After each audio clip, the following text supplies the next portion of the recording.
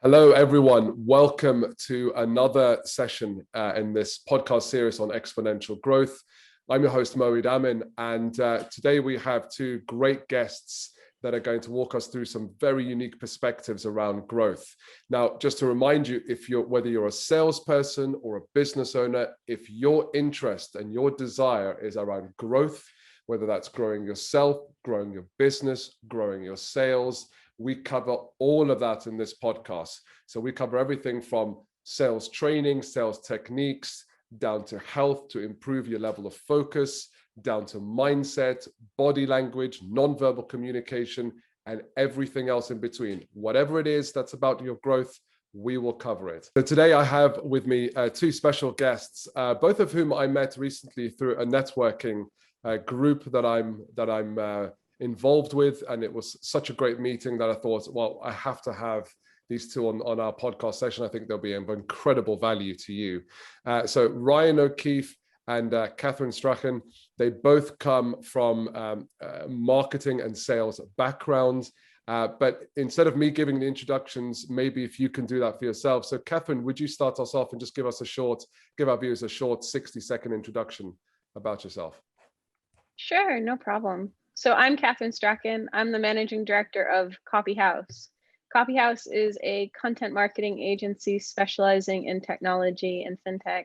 We work with some really great clients across the space, everybody from Klarna to Modular. We have clients in the tech space doing everything from biometric technology for airports to cybersecurity, AI, blockchain, basically you name it.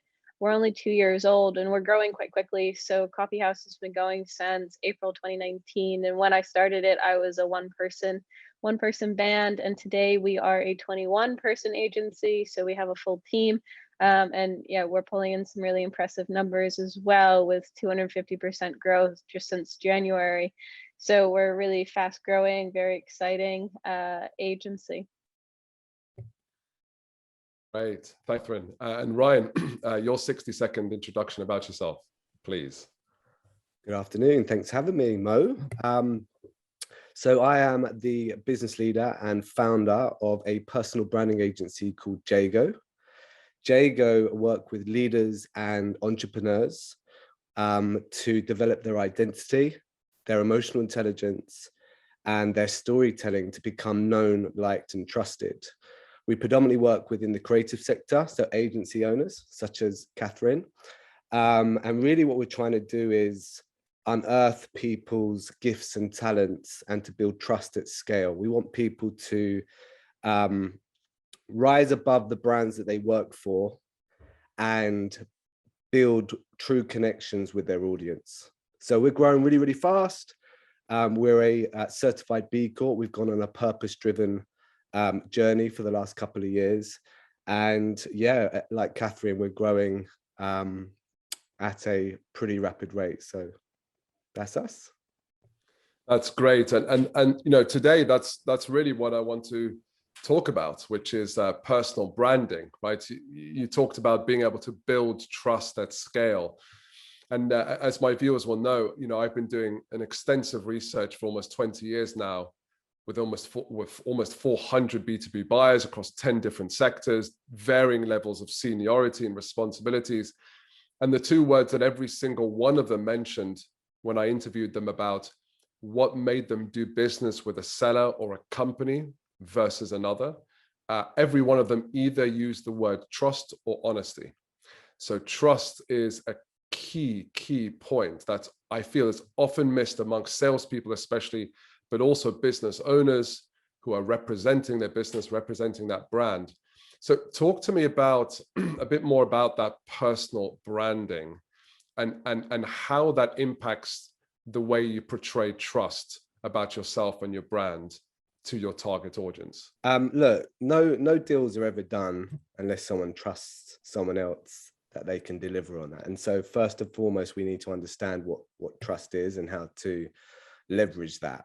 Most relationships start with low trust. I don't know much about you, but you haven't done any wrong, so I don't distrust you. That's a completely different ball game altogether. When you distrust someone, you run a mile.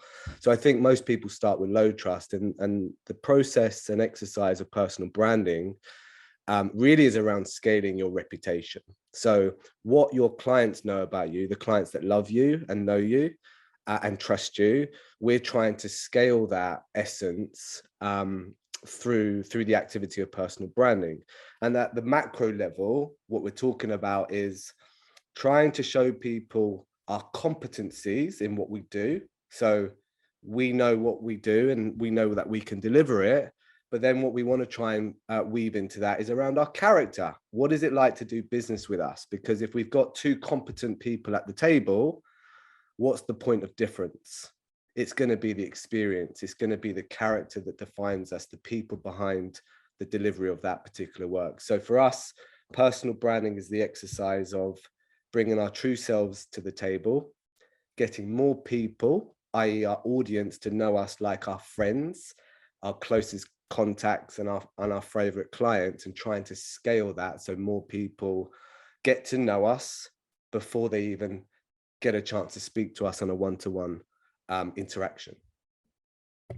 Now, that's interesting. There's a lot of questions I have from what you've just shared there. But before I do so, Kathryn, what's your perspective? Because at Copy House, you're in the business of using the right words and the right communication channels to actually communicate the right things about yourself and your brand to the world at large. So what are your thoughts on personal branding and its importance to building trust and saying the right things about yourself? Yeah, I mean, I think it's essential. As this old saying goes, people buy from people. I don't believe that anybody, these days is going to buy from a brand that is a big faceless corporate. What people want is they want that emotional, personal connection. And, you can deliver that through content. So how you deliver that is actually through content, because it's nearly impossible to have individual one-on-one conversations with everybody. So how you reach people at scale is via content, whether that's video or, even written content. So your written posts on LinkedIn or written thought leadership articles. It's how you show the world who you are and what makes you different and what makes you special. I think, your question about saying the right things is quite an interesting and also maybe a bit of like a touchy subject, because when people go on LinkedIn, they're very tempted to show, the very optimistic, very glossy, look at my business, isn't it doing so well sort of post. But actually what I've come to learn is that the more human you can be, the more vulnerable you can be, the more you can put yourself out there, the better, the engagement, because then you are a real person. You're not just a salesperson. You're not just a glossy magazine cover or an influencer. You are somebody who has real challenges, and perhaps these challenges are the same challenges that your prospects have. So perhaps they can relate to you, and they can relate to you on a whole new level. And I think it is really powerful when you can get that right. So when you can embrace being vulnerable and being your whole self, and not just the glossy isn't everything going amazing version of yourself. That is really interesting. So let's dive deeper and start to unpack some of that stuff that you've both shared. And I want to take it from two perspectives, right? So this perspective of the salesperson, right? So these are B2B salespeople. This is their job. This is their profession. And then the business owners, right? And although there'll be some commonalities in what they do, there are going to be some nuanced differences. So I want to make sure that we do justice for both. Let's start with the salesperson's perspective, because Ryan, I know you have a sales background. Kathryn, you're still very much actively involved in the sales process in your business. But also what's really important is, as two business owners, well, three, including myself, we're also sold too. So we're on the receiving end of some of that selling process. So having some insights from that perspective is really important. So let's talk about what salespeople can do, because actually, when it comes to salespeople, the research I've conducted, the research that we've seen from companies like LinkedIn and others, is actually salespeople aren't viewed as neutral from a trust perspective, right? That there's a stigma around salespeople that's been created by the profession at large. And so actually the buyer is not starting at a neutral position. They're actually distrusting that salesperson. So we're already facing an uphill battle.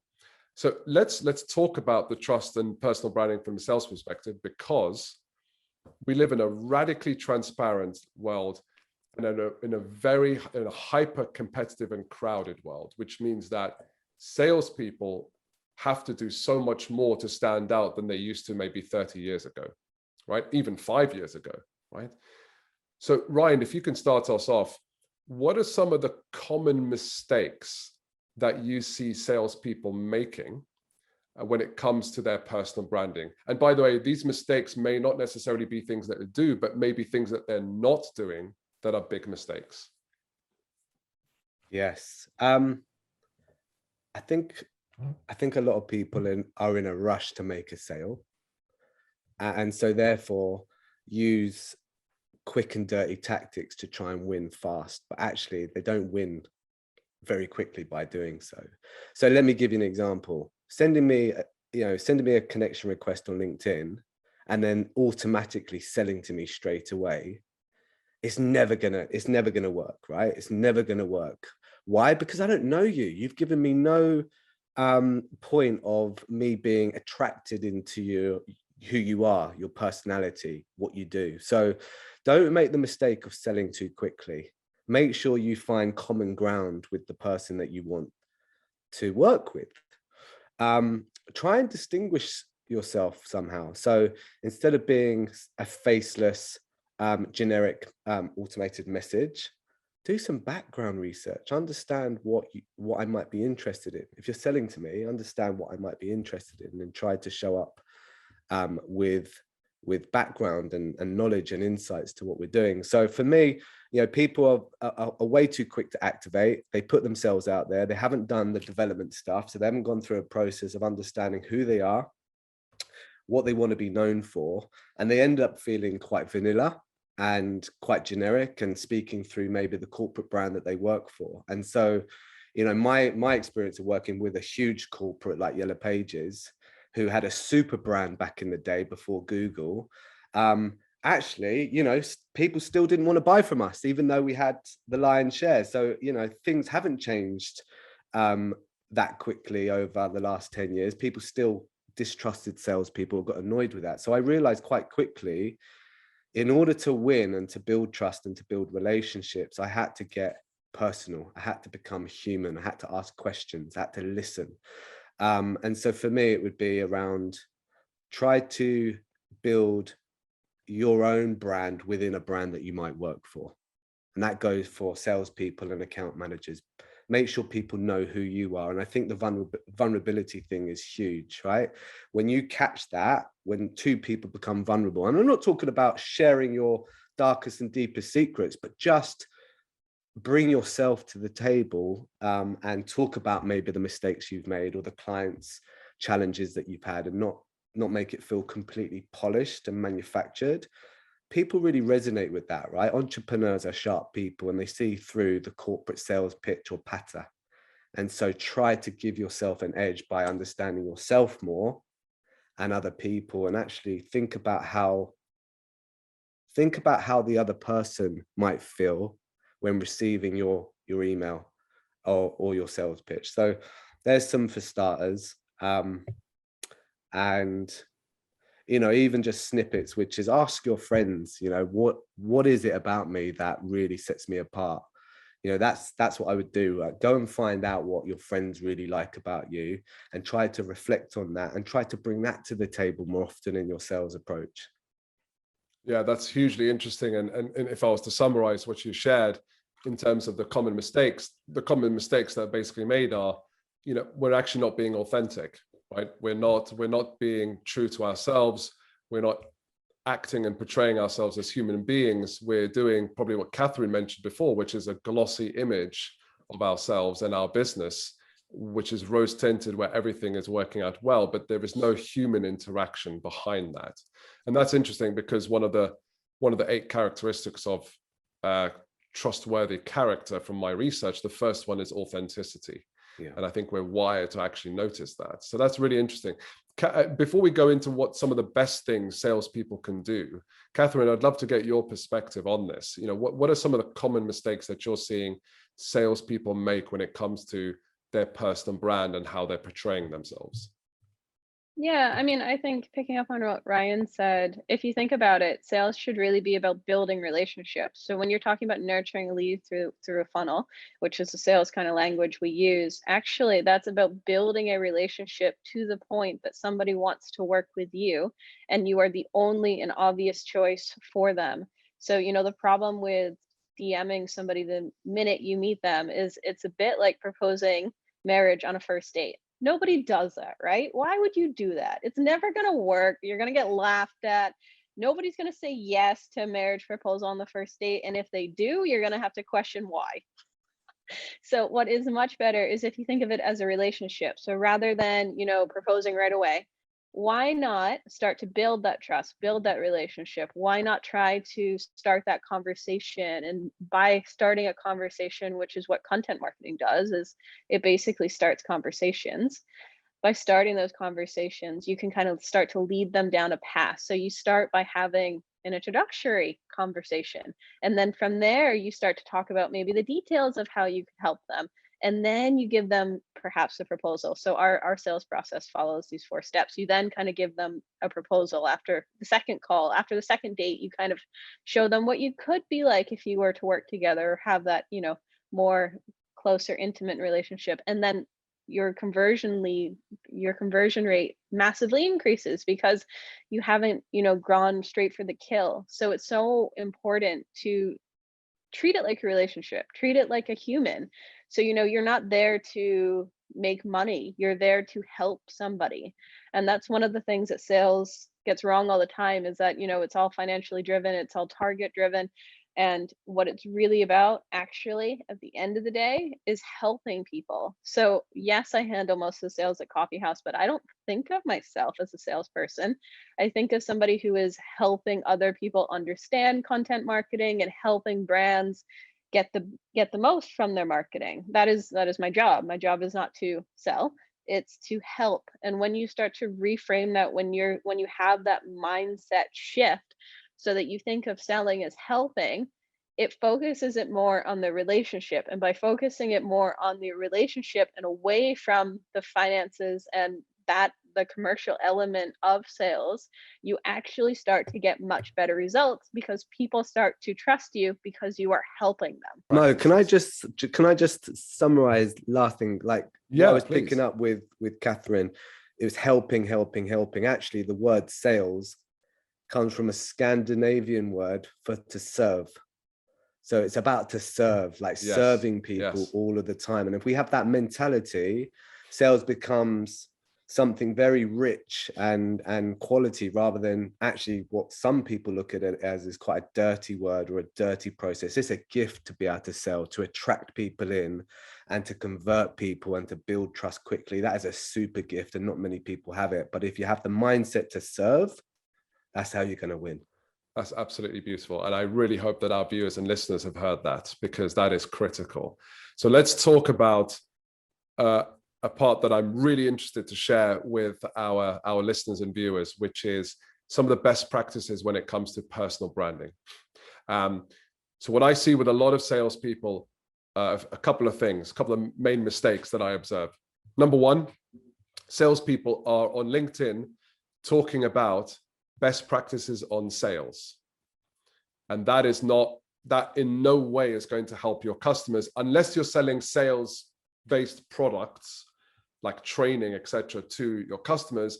That's of no value to your customers. So why are you glorifying your skills to be able to sell to them? So that's the first mistake that I see. That's quite common.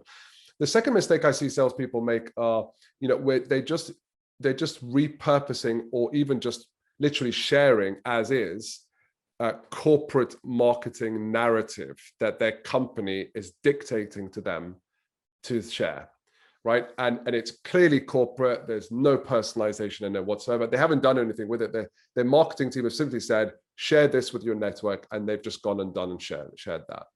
So what are some of the advice that you can both give around how salespeople can do the right things to portray and build their personal brand in a way that actually helps them build trust with their buyers? So Kathryn, if we can start with you first, what's some of your thoughts and advice?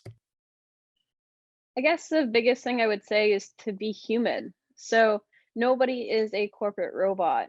Nobody is, just spewing this. If you went to a party, you're not just going to be repeating exactly what your CEO or marketing person told you to repeat at that party. So think about it like a real conversation. If you were to walk into a room, so LinkedIn is a networking platform, pretend you're in a networking room. What are some of the things that you would tell people? What are some of the stories that you say all the time? I mean, we all, salespeople spend a lot of time talking. I spend all day in calls talking. So the same stories come up again and again and again. So why not share some of those stories? Why not share some of like the details that you really go into when you talk about your process? So rather than, perhaps there's a part of your process that you're really passionate about. So for example, I did a post today about how we do interviews with subject matter experts to create really high quality content. I love these interviews. They're really interesting. The team loves these interviews. So I created a post about that today. So why not do that?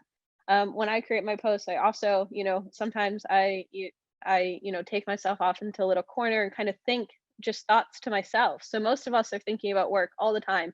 We have these really gold nuggets that pop into our head, whether it's about leadership or entrepreneurship, or perhaps, whatever it is that you're really passionate about. And it's LinkedIn, so you can talk about like your family, and you can talk about things that are not, necessarily just business as well. So I saw a really great post the other day about, forget actually who did this, but there was a really great post about how this guy had taken his daughter strawberry picking during his lunch hour, and that got really great traction and resonated with so many people because it was human. So think like a human, create content like a human. Think about the things that you love thinking about, and then how you can turn that into content, and talk from a place of passion rather than a place of corporate robot with no emotions, no interest, no nothing. I mean, just be human and everything's going to be better. So it's interesting that you use the example of that person who talked about the day he spent with his daughter, because I've seen some people respond to such posts by saying that, with their opinion, of course, that LinkedIn is really not the platform for something like that. This is more of a Facebook or Instagram post. What do you say to that?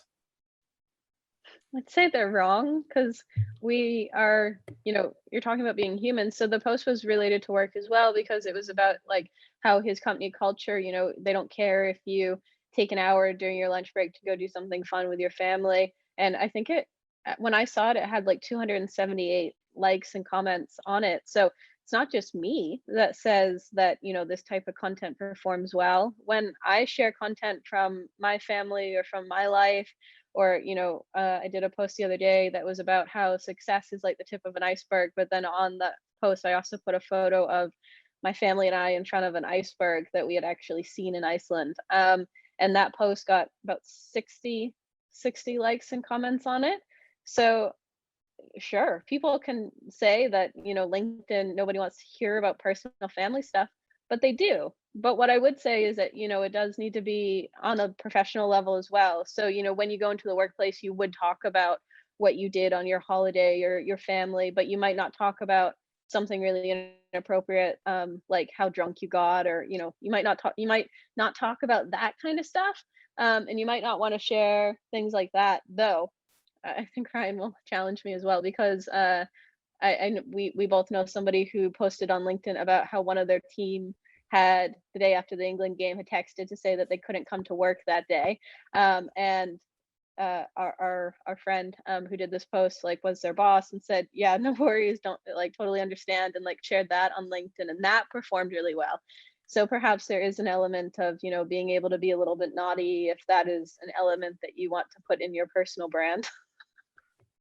That makes Love sense. that. Can I add to this? Because I know the two people in question, actually. The first one you spoke about, Kathryn, was my friend Ben Hopday, who is a director at Austin Fraser, who are a recruitment business. And the reason why that post done so well, I've been thinking a lot about it, is because he started off being vulnerable.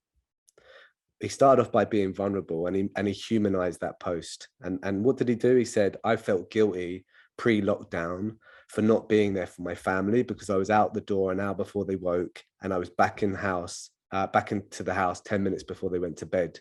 So he set it up, right? He set up the vulnerability to say, wow, he's being very human at that point. Then he turned it into commercial positioning, and he addressed his audience, which is he wants to recruit people. He wants people to come and work for him. And he's flipped up to say, at Austin Fraser, we don't care about timings, lose an hour. We care about getting the job done. So we don't have any holidays. We don't restrict people for being flexible. And then he put a photo with it of his daughter to really make it come alive. And that was the sweet spot. And he wrote it so well and clearly that there was no surprise that it resonated with so many people. Why? Started off with vulnerability and flipped it into a reason why people should go and work for them. Very smart, very, very clever, and humanized his brand and made him become more likable, known, liked, and trusted. Now that post is up to nearly 700, 800 likes. There's people in the comments asking him, where do I sign up? How do I apply? Very good sales tactic. Brilliant use of LinkedIn and posting. So that was Ben. With Alex Holliman, the second post, he's also our client. And one of the things we wanted to work with him was, how do we show your values as a business by humanizing you as a leader? And we encouraged him with that conversation. And then suddenly the timing just fell into place. It was the England game. He shared a picture of his WhatsApp message of his staff member calling in saying, I will still come in, but I'm feeling pretty ropey. And it was a real honest conversation, which highlighted the company values within that WhatsApp messaging back and forth. So that post done over 100,000 views, and suddenly connected the personal element, the humanized element, with real day-to-day business. And I think that's the sweet spot. So I love the fact that you've highlighted that, Kathryn. I love the fact that you got to see Ben's post. It wouldn't surprise me, it's because I liked it and he's in my circle, that type of thing. And that's how it grows. What else would I add to that? Look, don't share stuff. Okay, sharing does not get any engagement. So what's the point in doing it? Everyone makes the mistake of joining LinkedIn, and the first thing you do is just liking stuff and sharing it. Have you ever seen a share get much engagement? I haven't. So stop doing it. Stop sharing other people's stuff. If you're going to share it, write something to go with it and highlight the reason why you shared it. But I would challenge you on that and just say, write your own post on it. So just to be clear, you're saying, you're not saying don't share, right? You're saying don't share without putting any context or your perspective. Don't just blindly share something. If you're going to share something, but put something, doesn't have to be provocative, but your unique perspective, something about your opinion about it, that is what's going to get more engagement, not just a blank share, blank forwarding with nothing in there. Absolutely. That would be the first place to go to, but even further than that, which would be write your own post and include references and tag the person that you're writing about. So make it completely original. That's where I think you're going to win with the engagement. And the other thing is, engage on other people's posts. Don't expect people to engage on your post if you're not actually outwardly engaging on other people's posts. So if you are wondering what to write and what to put out there, and you're really struggling to come up with ideas, then start at a different place, which is comment. Add your quality of thinking to other people's posts. Go and follow the people that you potentially want to work with or potentially want to attract into your network, and contribute in a positive way. Start adding quality thinking and start to build trust through your comments, because other people get to see that as well. So there's a couple of tips for you. Right. So there are two questions that I really want to tackle from this. Right. The first one is what you're both saying around, being human, being authentic, adding your own perspective that actually gives value to the readers, right, or the viewers, whoever it is that's watching this, watching the post or reading the posts. And comment on other people's posts, right? Say something that's unique in perspective. So the first question I want to ask you both is, we hear this a lot. Why are people not doing it enough, right? Why are they struggling to do so? Ryan, could we start with you? Yeah. Fear, judgment, fear of pressing the button. The stuff that I'm hearing after working with many clients, entrepreneurs, business leaders, salespeople, is a psychological barrier of pressing go on that post. So it's around fear of being judged, fear of missing out, fear of not being incredibly amazing from the get-go because they see all these other people doing it well. So there's a comparison process going on with people that are already established, so they're worried about that. Especially with the successful people that we're dealing with, there's a sense of imposter syndrome, which is really, do I belong? And I want it to be perfect, but it's never going to be perfect. So you have to start somewhere. So I would say fear of judgment, imposter syndrome, and not knowing what to write, just not knowing how to create content, creating content that's going to resonate with the audience. So there's a few from me. Kathryn? Yeah, I mean, I would echo a lot of that because I've actually gone through this process myself as well, and not perfect, but I'm getting better. And when you first start posting on LinkedIn, you are kind of scared to put yourself out there. You're scared that you'll get a lot of pushback, or that people will say this isn't the place for that. This is LinkedIn, and that you'll get a lot of criticism if you are vulnerable. I mean, being vulnerable in life in general is scary. I mean, the first time that you were vulnerable and perhaps told your partner that you love them, that was scary because you didn't know if you'd get that back. But what you experience and what you discover is that when you are vulnerable, other people are vulnerable to you and give it back to you. So one of the things that I've come to realize as a leader is that you often have to put yourself out there first. So you have to trust your team before your team is going to trust you. You have to empower your team before your team is going to feel empowered. You have to believe in people sometimes before they believe in themselves. And when you do that, when you go out on the limb, when you put yourself out there, the rewards are amazing. They're unlimitless. But you have to get over that initial hurdle, and you have to put yourself out there. I mean, I really struggle some weeks when I'm feeling particularly vulnerable, or things aren't going quite right at work. I struggle to create LinkedIn posts. So, I might even just be quiet for a whole week, but then I'll, have a word with myself and get myself back up on that horse. It's kind of like, when my daughters learn to walk, you have to fall down a lot before you can learn how to walk. And the important thing is to just get back up, to keep going. You fall off the horse, you get back on it, and you keep pushing forward. And eventually you get to this place where, like, LinkedIn just becomes this really incredible place that can generate so much business for you, but not just business. It can generate real relationships. You can meet people on LinkedIn who you've never met in person that totally change your world. So once you open that door, it's incredible. Let's get practical then, because let's delay my planned second question, and let's dig into what you both just said there, because I want to leave our viewers and listeners with something that's practical. How can people start to get better at those kind of posts, get over the fear? What are some top tips that you will both have? Kathryn, I've got to ask you first, because you shared that you kind of struggled with this in the beginning, and there are some weeks where you don't feel you have anything to say, and you kind of have that quiet talk with yourself. Would love to hear, what are some of the top tips for you? Because you've got natural, it doesn't sound like you were natural at doing this, and you had to learn this, right? So what can you help our viewers with? What are some of the top tips? I guess probably my biggest tip is to work with Jago.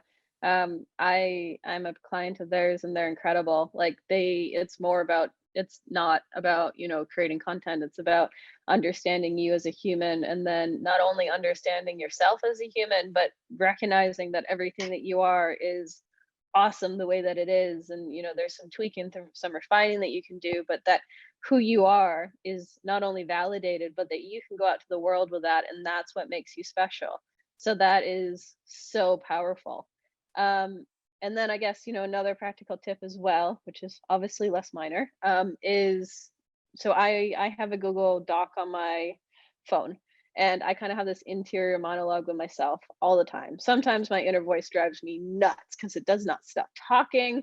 It will talk to me at 2 a.m. It'll talk to me all the time. It's really annoying, but it does have some good ideas sometimes. So whenever just like that like gold nugget pops into my head, I just like jot it down really quick on my mobile so that I have it, and then I can take that gem and I can put it into a proper post later on. But just having like a little notebook that you carry around with you, or just something to not jot down ideas, because I think most entrepreneurs are kind of like me. Their brain never really stops working. They're always kind of having an internal dialogue conversation with themselves. I could probably occupy myself all day just talking to myself. And sometimes there's some really great nuggets in there that should be shared on LinkedIn. But I think you almost have to go through the Jago process first, because you have to feel like those thoughts are valid and that you can put them out there in order to get to the point where you feel comfortable doing that. And the team, so Ryan and Steve, are really, really, really incredible at making you feel that way. So once you feel that way, it's easy to take those thoughts that you have in your head and turn them into proper content. Yeah, okay, so that's interesting. And the only thing I'd add to that is, if you're used to voice notes, for example, then you can leave yourself a voice recording, right? Because sometimes you can just share whatever on your mind and without having to filter it through the writing process. So Ryan, what are some of your idea. Yeah, and Ryan, what are your top tips? What can people start to do right now to become more comfortable, more confident in getting themselves out there, sharing with the world who they are and the value they have to give? Yeah, I'd just like to say we are super proud of Kathryn. She's just done incredibly well through the process, and to see her winning because of that and growing as fast as she is in the business, that makes it all worthwhile.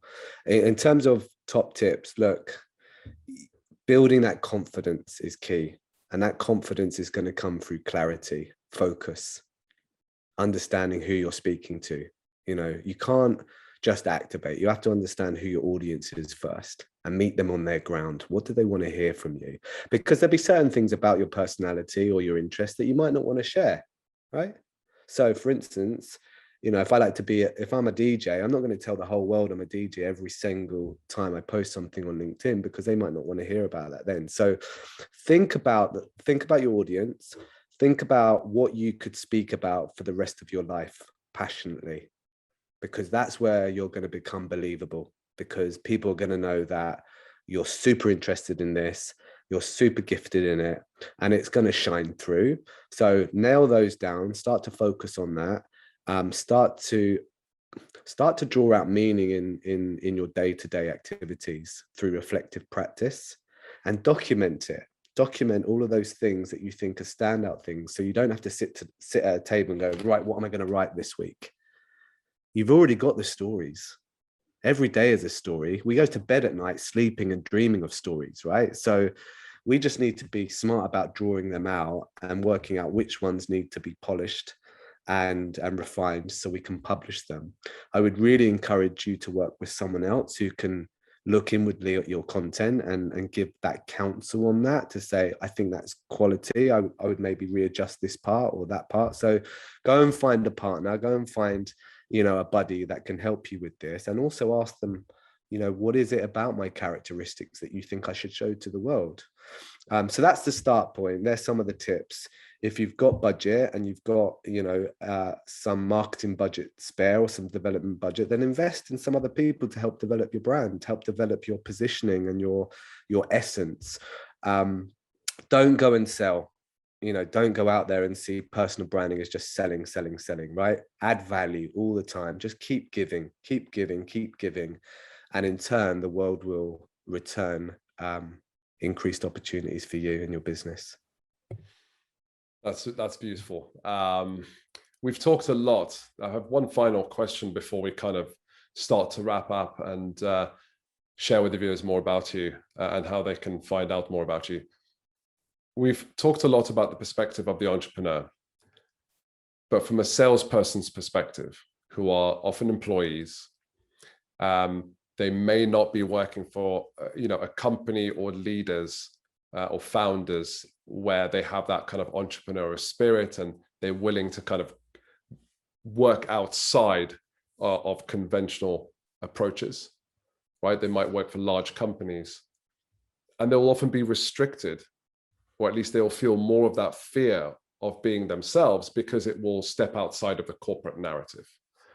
What guidance can we give those individuals about how they can actually build their personal brand without compromising or putting themselves in conflict with the corporate narrative? Ryan, what are your thoughts there? Think of yourself, think of the long game, okay? You might work for a business right now, but think of the long game.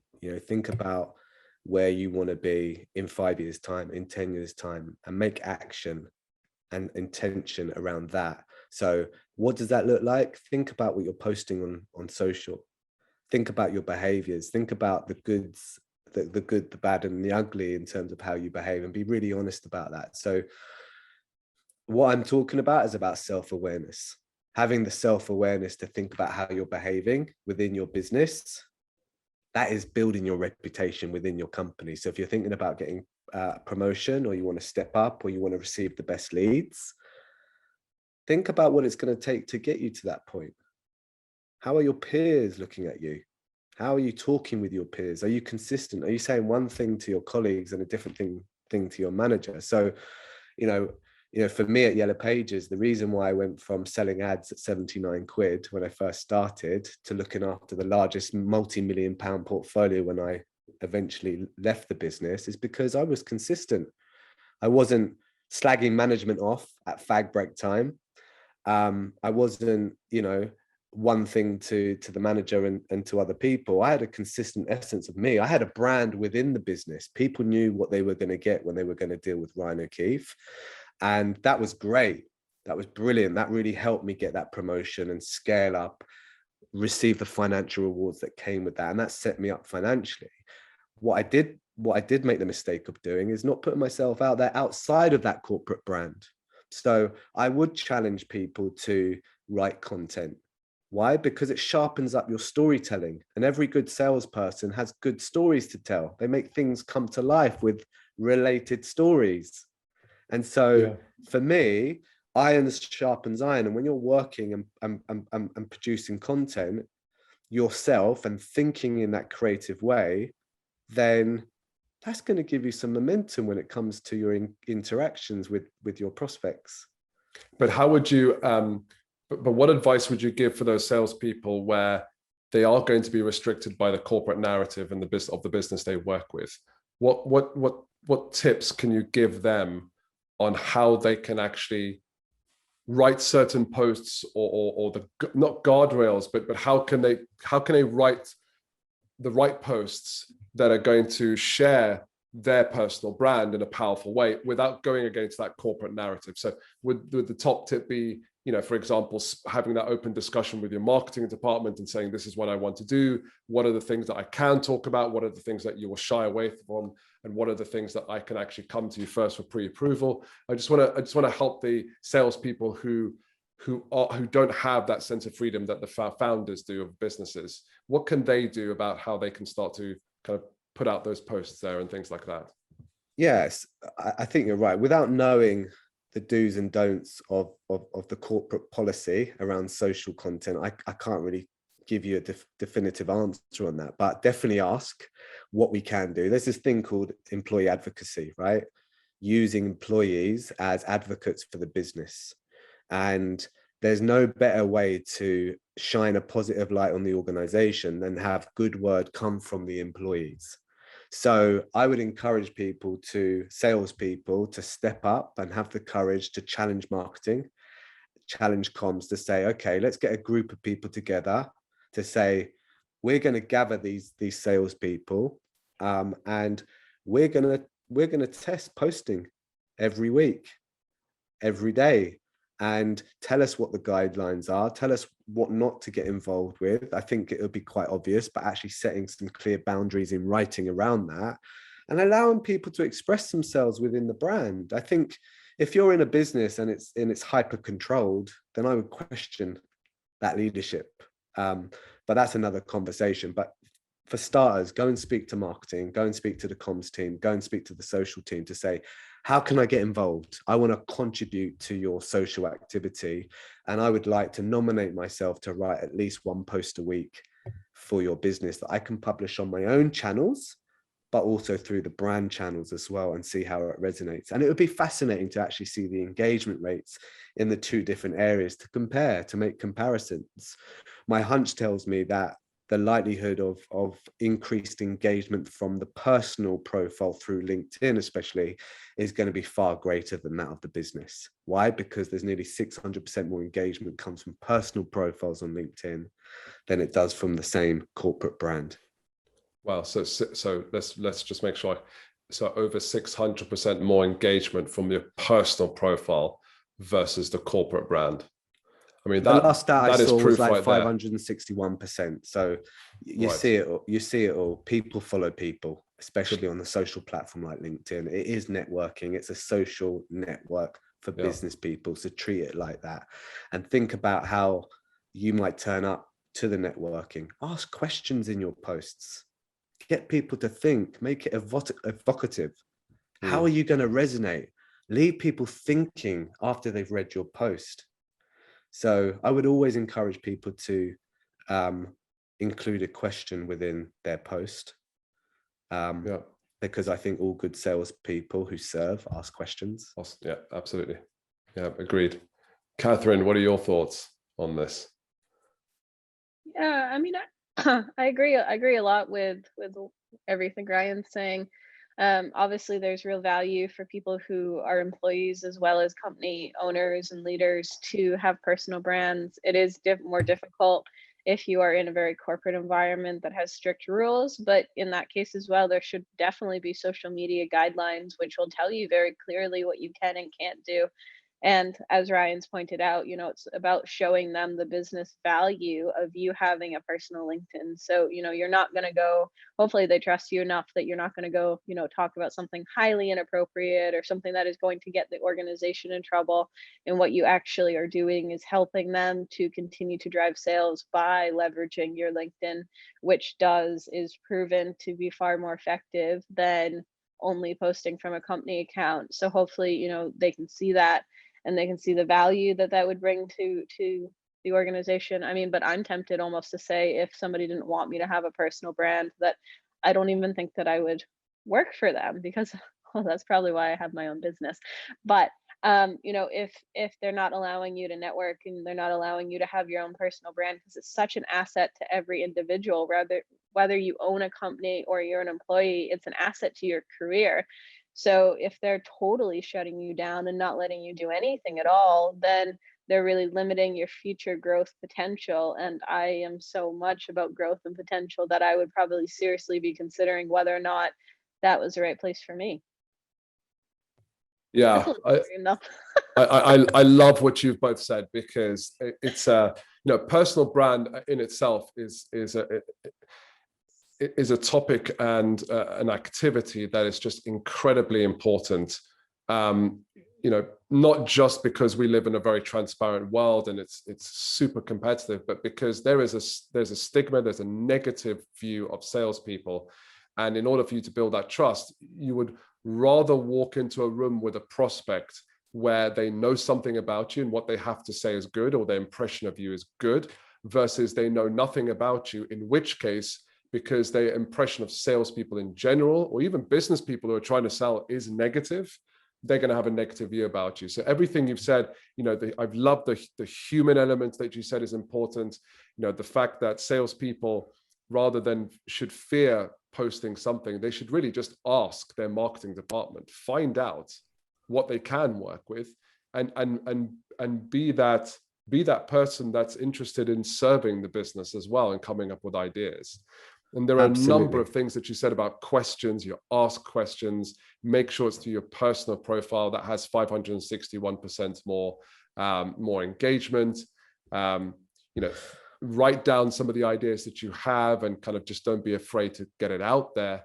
And it sounds like really actually what you need to do is just practice, and even if you just practice with yourself before you take it out there, at some point take it out. And by the way, on LinkedIn, you can delete your post. and edit it. Yeah. Which really helped me, by the way, right? It really, really helped me, because I'm like, well, it's, even if I delete it, maybe 10 people would have seen it, right? And that's Sure. it. We live in a world with 8 billion people, and only how many people is it that use LinkedIn? Like something like 350 million on, I think you're spot on, yeah. Mo, absolutely. And that's, sorry to chip in there, No, but that is the difference between personal branding and PR. You own the platform. Right. It's your profile.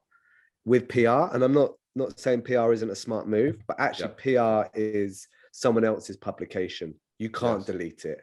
With your profile, it's a video you're not happy with, or it's a video done 10 years ago. You do have a choice. You do have a choice to remove it. And I think that was a really, really good point. If you're feeling like it didn't really hit the mark, or people didn't like it, then you can delete it. Can I just add a couple more points? Is that all right, Mo? Yeah, we're good. Go for it. Okay, so one thing I want to encourage, if there are listeners on this podcast that are would class themselves as introverts, personal branding isn't just for extroverts. It isn't just for the outgoing people. Some of the best personal brands are introverts. Okay, people like Oprah Winfrey, she is an introvert. She's one of the best orators and speakers out there. So if you're an introvert and you're feeling like, this personal branding exercise is just for the loud people in the room, it's not. There are people that want to hear from the introverts, because you're detailed and methodical, and slightly you bring something different to the table than maybe the extroverts do. So definitely encourage the introverts. And the last point I wanted to make is, if you do build your personal brand as a salesperson, guess what? The conversion rate and the speed of conversion increases. Why? For instance, I had a prospect call this week. He filled out our health check on our website. I spoke to him, and within an hour, the guy converted into thousands and thousands of pounds worth of business within an hour, 1 hour. There was no long lead time. There was no extended period of thought or delay. And I asked him, I said, how have you signed up to such a significant amount in 1 hour? I asked him the question, believe it or not, after he said yes. And he said, it isn't an hour of making a decision. I already done my homework. I looked at your videos. I watched a couple of your podcasts, and then I looked at your process on your website. So I was thinking, wow. And the fact that he came to the table and respected my time, I felt that there was already trust there. The trust had already been done through the content I put out. I just need to almost live up and match up to what he had seen. And if that was consistent, that was good enough for him. So definitely encourage your salespeople and business leaders to step up and put themselves out there. Yeah, and this speaks to the long term that you both talked about at the beginning of this session. So that was really, and one thing that I thought of as well is because you both talked about having the fear to do so, especially when you start to see these really successful people and their posts, and how confident they are, how articulate they are, how glossy it looks.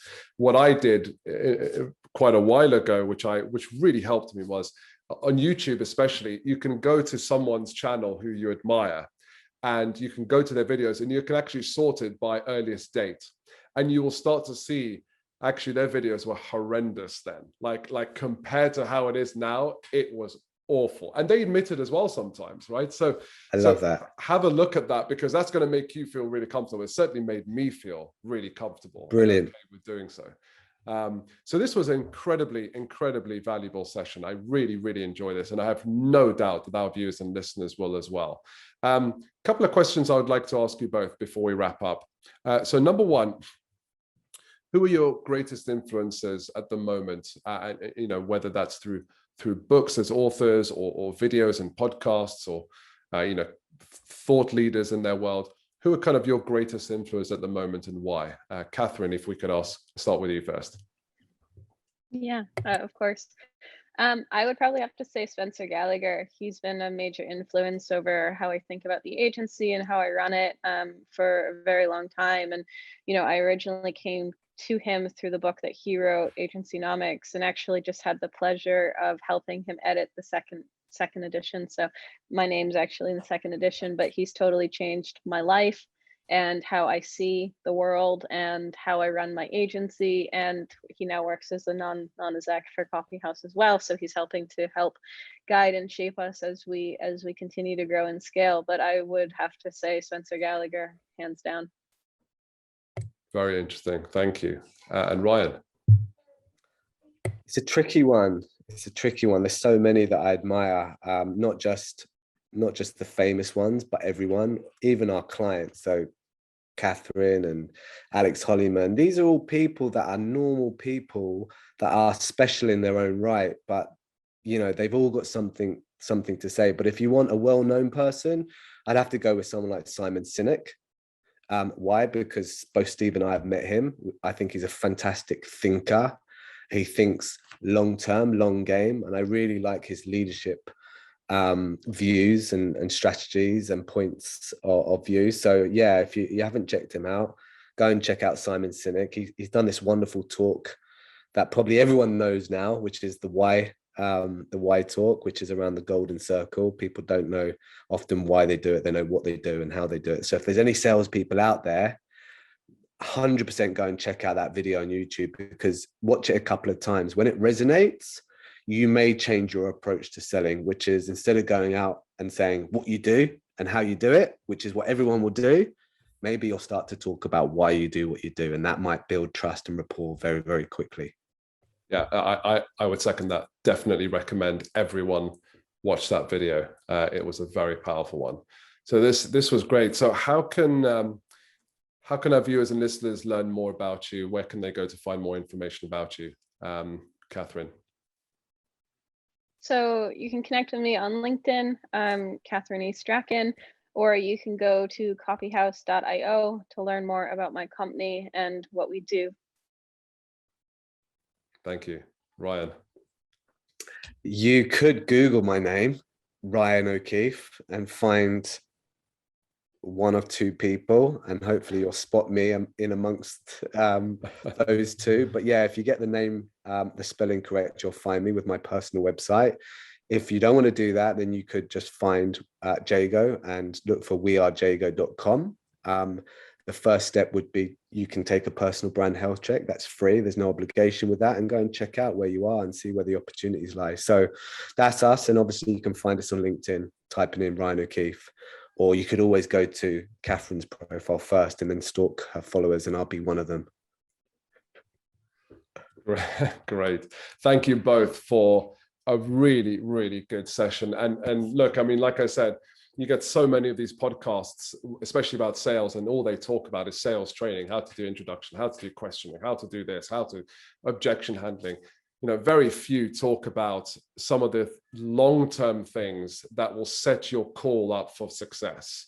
Yeah. And personal branding is one of those things. It's about what people learn about you before you talk to them, and what they can learn about you after you've spoken with them. Yeah. And both of those things go into how you build your brand and therefore build trust with your buyers. So this was hugely, hugely helpful. Thank you so much to both of you for joining me on this session.